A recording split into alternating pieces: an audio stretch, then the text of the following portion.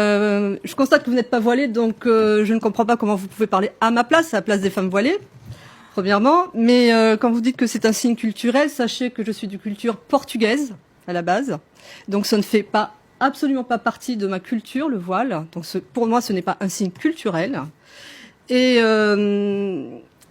par ailleurs, effectivement, il y a une différence entre les hommes et les femmes chez les musulmans, puisque la femme, comme vous le dites, est voilée, mais pas toutes. C'est un choix personnel. Mais dans l'humanité, la femme, elle est différente de l'homme de toute façon. Elle enfante, pas l'homme. Pour autant, est-ce qu'elle est, elle est moindre? Est-ce qu'elle est déshumanisée? Non. Pourtant, franchement, elle fait la chose la plus belle au monde. Et donc, c'est pas parce qu'il y a une différence entre l'homme et la femme qu'il y en a un qui est inégal. Enfin, que c'est une relation inégale. Est-ce une relation de soumission matérialisée par le port du voile? C'est ce que disait d'une certaine manière. Enfin, si vous me permettez à nouveau de synthétiser votre pensée. Moi, personne ne m'a obligée à me voiler. C'est un choix personnel. Mon mari l'a découvert, il a été agréablement surpris que je me voile, mon entourage aussi.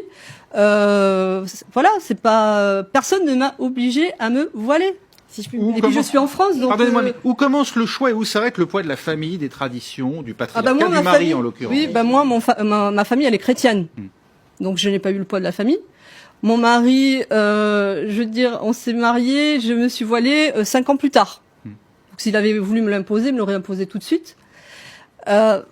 Donc, même si le voile procède d'un choix, que répondez-vous à ceux qui voient l'expression inconsciente d'une soumission, le fait que celles qui portent le voile en s'estimant libres de le faire ont en fait intégré finalement l'injonction des traditions familiales ou de leur époux et ne font qu'obéir inconsciemment à cette injonction? C'est finalement ça le cœur du problème et ce qu'on entend beaucoup aujourd'hui. Ça, c'est leur propre regard, ça ne regarde qu'eux, et qu'ils aillent à la rencontre des femmes voilées qu'ils leur demandent directement.